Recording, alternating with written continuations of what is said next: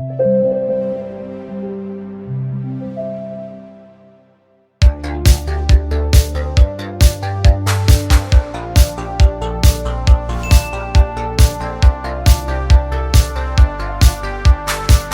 everyone, welcome to another episode of Open World. Hi Ale, hi Meli, hi Santi.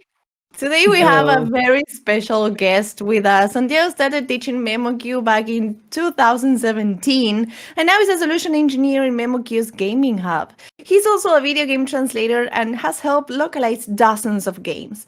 As a solutions engineer, his main job is to help memoQ's clients make the most of the software by providing training and workflow consultancy sessions, as well as to present the full range of products to game developers, publishers, and localization agencies. So if you're a translator, if you work with a localization company, you probably know memoQ, right? Hi, And Santi, you probably know welcome. Santi as well. Yeah, Both. Santi's like memoQ's rock star. We love him. Oh no, Thank come you on guys, you're making me blush already. Thank you so much for joining us, Santi. And can you start telling us something about like yourself, your story, how you became a gaming solution engineer for memoQ? Sure, my origin story first. Let me get in focus. Here you go. Okay, so first, thank you so much for having me here. I'm so happy to talk to you, to talk about games, to talk about memoQ. That's always something that makes me excited. As you said, I'm also a video game translator, and I started working at memoQ later. Okay, so let me tell you a little bit about that. First of all, as a translator, I didn't learn about game localization at university. I don't know what was your cases or Same. your Yeah. colleagues. Yeah, I That's a constant, have no right? idea. I mean, I played games. I suppose I should have known that those games got translated by translators, but for some reason I didn't make that connection, until I joined the talk on video game localization organized by my local association, and I said, maybe that's what I should be doing because I love that. So that was a crazy moment, an eye-opening moment for me. I was actually a technical translator before that. I was translating documents on environmental conservation, which has nothing to do with games. Nothing to do. So even though I enjoyed it, that wasn't really my passion, right? So once I learned about game localization, I just went all in on that, started learning, taking courses, reading, playing more in Spanish because I'm an English into Spanish translator. And yeah, I finally got my first localization gig. Actually, it was quite simple. I answered to a job post. I was sent a test. I passed it, and I started working on my first couple of games, which are actually probably the biggest titles in my CV at the moment. I cannot really mention them because of NDAs. We know. Yeah, don't worry. Yeah, we know how it is. We also Yeah. would like to make a shout out to include translators in the credits. Please, this is long Yes, overdue so this already. sort of thing doesn't happen anymore. Yeah. The trend is changing, fortunately. But well, that wasn't the case when I started out. More than a couple of years ago, but things started changing rapidly very recently. So yeah, nowadays I work directly with developers as a translator mostly, but I mostly translate mobile games right now. Lots of Chinese clients. I enjoy working with them. I have direct contact, so that's also very nice. And when it comes to memoQ, as you said, I started teaching it back in 2017, more or less. But I was just an independent trainer. I enjoyed the tool, so I said, why not? Let's start sharing it with other people. And it was funny because I slowly started getting closer to the company. I was first approached by the marketing team because I was bugging them on Twitter every time I was mentioning memoQ. So they said, okay, let's organize something with this guy. They were looking for someone to deliver webinars in Spanish. And I was there like, hey, I speak Spanish. Let's do this. The right time, the right I'm place. already doing this. I'm already doing Exactly. this. But it's crazy. I mean, everything started thanks to Twitter, actually. Um, Wow. And Yeah, so, and Santi, thanks to Twitter and you putting yourself out there too, right? It's yeah, just that's crucial. yeah, a little bit So of both. did the things that you were doing before jumping into video game localization and then onto memoQ, um, did it help in any way, or in what different ways did it help you Oh yeah, do of course. video game I localization? mean, industry knowledge, I think that's super useful, and that's key to being, or at least to getting into the localization industry in general, and then into memoQ. I mean, I'm always telling students that anything you know and you love in your life right now, any hobbies, can be useful for your future translator, let's say as a professional translator. So yeah, of course. Even if I was translating technical documents, I was already working as an in-house linguist for an agency. So I was inevitably learning about business management systems, which now integrate with memoQ. So thanks to that, now I know how, let's say, Plunet works. So of course, everything is useful as a linguist and now as a solution engineer.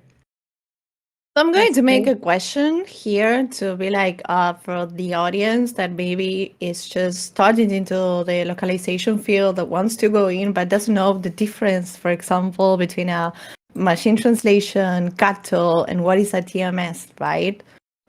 So you are the expert. I will let you speak. Please enlighten us. Okay, expert is a huge word. I'm just a No, guy that knows come a little on. bit about this. Okay, let's see. We have three acronyms, right? TMS, CAT, and MT. Let's start with CAT, which is probably the well-known term for translator students.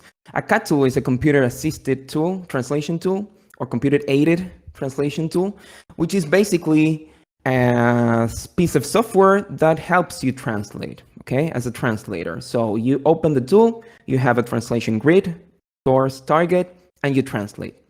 That's basically it. Then you have a TMS, which is a translation management system, which is like an environment that was built on top of a CAT tool, right? So memoQ, it was originally a CAT tool and now became a TMS because it's a, let's say, a big collaboration tool, okay, that helps you manage all your projects in the cloud and makes linguists work in collaboration together. So in a TMS, you not only translate, but you manage all those translations. You add resources to those projects, like the well-known translation memories and term bases and more. But that's why it's called a TMS at the moment. So just FYI, a translation memory is like a huge database of translations. So everything that linguists translate is stored in the translation memory, and then that information is leveraged and reused, okay, in the future. So that's like the brain of a TMS in a way. And on the opposite side of things, you have machine translation, which is automatic translation. So everything I've mentioned before is human, okay? It's just a result of human work. So as a translator, I translate, that is stored in the translation memory and then reused. However, all TMSs in general can be integrated with machine translation engines, okay? Machine translation engine is something like Google Translate or DeepL. Those are like well-known, just like out-of-the-box engines, but there are many, many more, and you can actually train your own custom machine translation models, which is a great thing that is getting more and more popular, and I think that could be especially useful for the gaming industry, because as we know, every game is different, terminology is completely made up sometimes. So being able to train a machine translation model with your own previous translations and translation memories, I think that could be a big plus. Because sometimes all these like commercial out-of-the-box engines don't work very well with games, but custom ones can be better, of course. I don't know if it was clear. That was Yeah. very clear. Thank you so much. And is this like the transition from a CAT tool to a TMS was also part of like being able to integrate the machine translation engines? Was that part of the process, you know? Yeah, of course. I mean, the base cat tool is just usually a TM, yeah, translation memory, and a glossary. So the more things were added to it, the more complex the software became. And yeah, when you add collaboration in it, I think that's when things start getting into the TMS territory. But of course, yeah, adding empty engines is also an evolution of the cat tool in a way. Yeah, and I'm just thinking here as a gamer, as a video game consumer, right? I've played some games that developers have only used machine translation, and dear God, I'm Yeah, Not it good. misses the mark. It misses the mark. like I think it's a good thing for some cases, but I don't think the like machine translation or artificial intelligence is like well developed to deal with some creative issues like you can find in some video games, right? For example, so that's my opinion in the subject of machine translation. That's why I'm scared, but not as a translator, as a consumer, right? As a consumer, Yeah. yeah, I think that, again, as a gamer, I'm scared because I think that at least nowadays it misses the mark on so many things that make a game it's hard, right? But it may be a tool at some point in time for translators to implement and to use. I think But that also maybe yeah, if you train like MT to do like all the legal stuff and everything, that's a plus right there. Mhm. But when you're dealing with like creative issues, I think just like seeing a translator to work with memoQ and to express that creativity is key for me. Yeah, At least. yeah. I completely agree. Um, in general, machines are not very funny, so creativity. Yeah. Humor is humor lost. is definitely one of the things that are still like nowadays is that one of the things that it can really like AI can really tackle very well. Yeah, but you can clearly see a trend here. Oh, the little cat. You yeah, can clearly see we a mentioned trend, you cat know. tools and Got Fermin. to- You can see a trend like more probably more technical fields in which MT is more popular, but the more creative fields still don't have really MT being let's say the standard. I don't know. I'm thinking about literature. I'm thinking about marketing. You know, Yeah. very those texts that are client facing. They need an eye for detail, and the same thing happens with games, especially when you don't have the context, which is one of the main challenges. The main Trying- Oh my challenge. God. Yeah. So without Absolutely. context, it's hard for us, you know, human translators that can think. Imagine how hard it will be for a machine. They have no Yeah. idea what's going on. No idea what's going Yeah. on. Yeah. Yes. And it Or, shows. you know, It shows on the we're- final product, the final content. We're talking 2023, so we'll see in a few years how we feel about all of this. And going back to the video game localization, Santi, what would you say? Like, how can a TMS like memoQ help? Video game translations. What are the main challenges when translating a video game that like memoQ could help? Okay. I could speak for a couple of hours maybe about challenges in game localization, but I'll try to be brief. So let's see. I mean, I can think of many challenges as a translator, and I can now see many other challenges being a solution engineer at memoQ because I work with developers and translation and localization agencies. So they could be split in two. Let me try to identify a couple for each group. Let's see, terminology. I think that terminology is a key word here. It's a challenge for both the linguists, but also the companies, because you need to be consistent with terminology. And as I already said, sometimes terms are completely made up. We don't have gaming dictionaries. I mean, there are some out there, but just for simple terms that come up in games, technical terms, but terminology Nothing in a game, specific. yeah, you cannot really anticipate what's going to be in a game when you're translating. So that's That's a big challenge. Fortunately, terminology management in memoQ is quite simple, but it's also very comprehensive. You can add synonyms, you can add grammar information, and you can even add images for terms. So I think that's a really nice thing. With memoQ, I know it's not as simple in other tools, so I'm always highlighting how memoQ manages terminology. And well, for lack of context, we're still not the best tool ever, but we offer live docs, which is a nice feature. It's like having a corpus or maybe even like a Dropbox folder embedded in the tool where you can add files, reference material, images, and everything in there will be shared among the translators and linguists in general. So that's a nice way of making up for the lack of context. So that can be good for the linguist, of course, but as a result for the gaming company too. Yeah. Right. I can see a trend in tight deadlines in general. I don't know what's your experience with that, but Absolutely. I still don't think that localization is considered like At the beginning. yeah, from the beginning, Yeah. it's really not a priority, and of course I understand why, but sometimes gaming companies remember about localization when it's too late. So people need to work fast. Yeah. That's the Yeah. truth. Fortunately, there are some really nice efficiency features for linguists in memoQ. For instance, I really enjoy using autopick and web search, for example. Those two features help me work quite a little bit faster.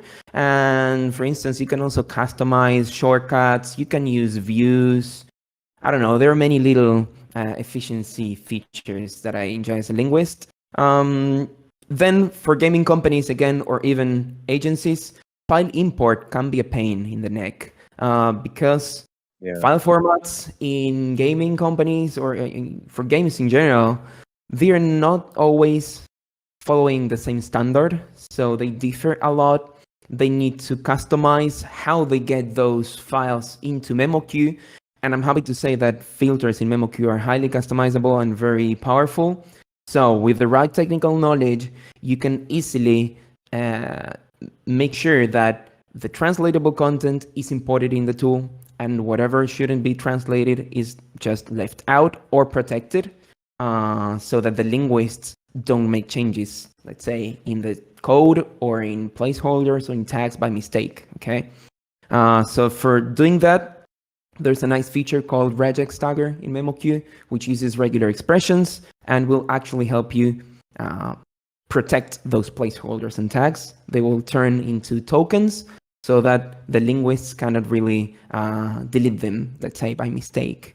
Yeah, I mean, there are more. So speaking of regular expressions, if you are a little bit of a nerdy translator, you can use them. I like regular expressions, even though I'm a very basic user, but even knowing just a tiny bit of regular expressions can be very beneficial, both for the linguist, but also for the gaming companies or agencies, okay? Because you can create custom filters with that. You can, I don't know, create advanced find and replace rules as well. That's also really useful.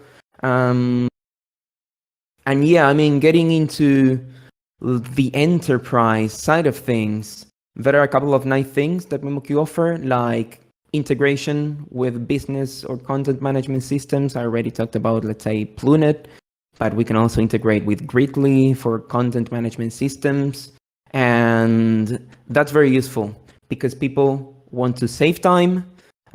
So for saving time, you need integrations, you need automations, and then you have templates as well in memoQ. So yeah, I mean, the company is always looking for ways to help companies save time and just try to reduce manual work in general. Yeah. Time is money. Time is money. Yeah. Yeah, It's yeah, very interesting to of course. see how a TMS like memoQ can and does indeed help both the linguist and the companies as well. So that's very interesting to have like both perspectives, Sandy. Thank you. Yeah, I agree with you. And other tools don't really think of linguists that much. I think that's quite unique about memoQ, but you can clearly see why, because it was a company founded by linguists, actually. Yeah. Right. So Yeah, and clearly it's like the go-to choice by all linguists. Like everyone I speak to, they were like, "No, yeah, I work with memoQ." Especially in video game localization. Same. Yeah. Yeah, especially Yeah. Yeah. sure. I So agree, I agree. in this spirit of a company built by linguists, how do you think that the localization field evolved over the years? And maybe the second part of this question, it's always, I wouldn't say dangerous, but it's always like mysterious. What do you think that the future holds for it? That's a very deep question. Let's see. Let's see what I focus on the can first say. half first, the easier one. Yeah, well, we talked about crediting already. I think that's an amazing positive change and trend. So I cannot mention some of the games I've worked on maybe 5 years ago because this wasn't a thing. But nowadays I see colleagues that are just starting out. They happen to work on a really big game and they can freely mention it, and I'm so happy for them. I'm a little bit jealous too, I have to say. But the popularity in crediting is an amazing thing that's happening. So hopefully that will just become the standard in the future. So yeah, I'm very happy about that. Then It's people we who talked put about up the work. Sorry. Yeah. It's people who put up the work for the game to be accessible for many people playing all over the world. So yeah. Sorry. Yeah, translators do a really, really hard job. So it's just natural to credit them. For some people that may mean nothing, no one reads the credits. I've seen that, but for you, it's really a big thing, and also it's a Listen, nice way of justifying showing your work and getting better clients in the future. Absolutely, and I'm the person Yes. that as soon as the game finishes, I will stay sitting and reading the credits because I think that's like the good shot moment, the clapping moment. Yeah. Like, yes, thank you for this. But yeah, I say through the credits, like, and I'm not ashamed to say it. That's very nice of you, actually. It's worth it already then if one person reads the credits. I will be reading your yeah. translators. Yeah. Yeah. Okay. We also talked about machine translation. I don't think that's going anywhere. I think it's actually going to be more and more popular in the future. We also said that it's not perfect at the moment. I don't think it will ever be perfect. It will always be needed. I mean, the linguists, at one point or another, there will be the need for someone to review that. But working now at memoQ and also as a linguist, I'm seeing more and more machine translation post-editing requests. I don't love that because I prefer to start translating from scratch myself. That's when I'm more creative. Yeah. Because when you read an existing translation, your mind is like locked on that. And you're just trying to fix it instead of providing the best translation possible. At least that's my experience with post-editing. No, I agree. Yeah, but I also have to say that more and more companies are being interested in this. So it's not going anywhere, especially with the popularity of AI lately and ChatGPT. All the clients seem to be asking about ChatGPT and what memoQ is doing about it and what's the future of it. So this could be good. I mean, because new tools are always great. Of course, I work at a translation technology company. I'm all in for new technology advancements. But this will also create some, let's say, some ideas. Some people seem to believe that AI will just make localization a 2-day thing. You can just localize 1 million words in a week because of AI. It will just make things super, super easy and fast. So both as a linguist and also as a solution engineer, I think I'm having more conversations about this that I would like to. It's hard sometimes to keep clients' expectations, at bay. There's, I mean, of course, this is a technology, gaming is a technological industry, so people know a lot about that, but sometimes they just don't. And and they have the wrong idea about what it can do and what it cannot do. So yeah, I mean, it's about educating too. It's not magic, but I think we will have to deal with it more and more. Yeah. I don't know. Yeah, what's your opinion about this? But yeah, I completely agree, like 100%. I want to Yes. go back for the audience that it's starting or wants to go for the video game localization world. And I wanted to ask you, because this is something that I got asked a couple of weeks ago when I was giving a talk into my alma mater back in Córdoba, right? So what skills and qualities do you think are necessary for someone to succeed in the localization field? I want to know your opinion, because as I said earlier, I think you're the expert here. Okay, thank you. I really like talking about how to get into the industry with students or just newcomers. I think the priority is just to be a great translator, okay? Linguistic excellence. You're going to be a translator. You're not going to be playing games. So, first and foremost, do your best to be the best translator. I think that should be number one, okay? Of course, if you're a gamer, if you have a passion for games, you will be even better then. But I know great translators who don't play games, they translate games, and they are great at it. So I think that should be the priority. I also know gamers that believe that they can be great gaming translators just because they play games. And again, it helps a lot, but it shouldn't be the priority, in my opinion. Of course, if you're a great translator and you play games, then that will help you mostly make up for the lack of context that we mentioned over and over again. So let's say you're translating a MOBA game. If you have no idea about MOBAs, then you will run into random words that are thrown at you, and maybe you won't even know what that is, okay? What that means, what a lane is, specific concepts that are specific to those genres. So this works like any other industry, right? If you want to translate medicine and you're a doctor, you will be a much better translator than someone who knows nothing about medicine. Yeah. And for us, It's another field. It's another field of work. You need your expertise. Field.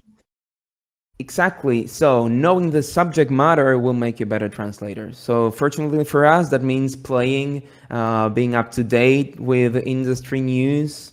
It's fun, right? To become a better gaming translator. So of course that helps. And also, well, having an eye for detail, that's always useful for translators, especially reviewers. But if you have that skill, you can also become, let's say, a QA manager. You can get into testing.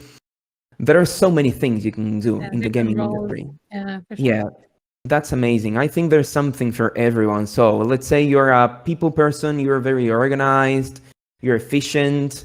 You can be a PM. You can work in sales, maybe like you guys.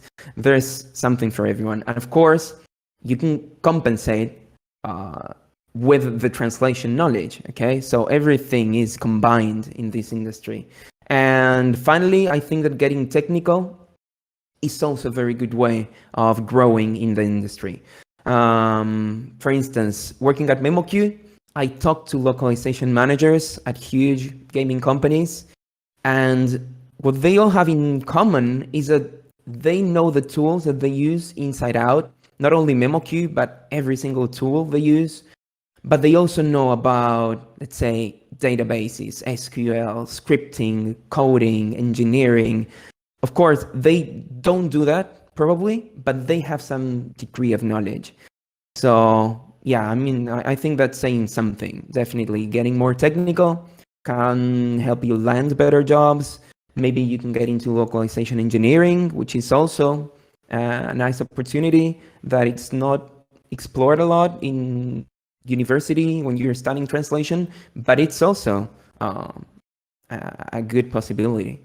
So there you have some ideas on how I to love get it. started.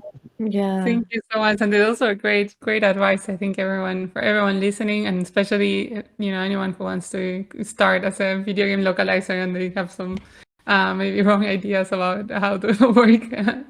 Yeah, I was trying to find some industry specific recommendations, because of course then you can just get into translation and the skills that you need are shared, but I think that the gaming industry can be very, very special. So Absolutely. Yeah. Absolutely. And talking about that, we have our final question for you, and this is going back to you. And thank you for all the recommendations. Now we go back to you. And we want to know what is that you enjoy the most about working in localization, and what keeps you motivated in this field? Well, I think that variety is a spice of life in general. That's what keeps me excited about things in general in my life. So you will find a lot of variety in games, both in localization or doing something else in the gaming industry.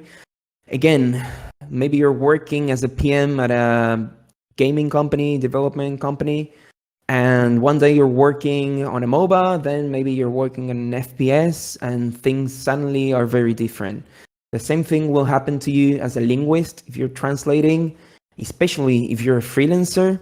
You will work with different clients, different agencies, so every single game will be completely different. As a translator, I'm sometimes translating games about World War II, and then I'm translating a game about a witch that fixes houses, So it's super, super diverse. That keeps me excited, interested, but it's also a challenge, of course, because you're constantly having to come up with new translations, new words, to Different research. styles. Yeah, get used to different target audiences. Maybe you're translating games for adults, and then you're translating games for children, or translating technical games like, I don't know, cars or sports, and then a fantasy world. So yeah, it's very challenging. It's very satisfying, and it can be a little bit stressful sometimes when you're working on tight deadlines. But I think that's what I like the most, actually. I don't get bored. I mean, having worked in a more technical field in the past, I was doing the same thing every single day, and I ended up hating it in a way. So right now, I don't really get bored. I think that's the best thing ever. That's awesome. That's awesome. absolutely incredible. Yeah. Thank you so much, Santi, for your time. Thank you for joining us. This is it, everyone. Thank you so much for tuning in for another episode of Open World. We'll see you in the next one. Yeah. Thank you so much. Don't forget to follow us on all of our social media. We'll leave Santiago's social links as well, and see you down next below or everywhere. Bye-bye. Thank you. Thank you. time. Bye. Bye.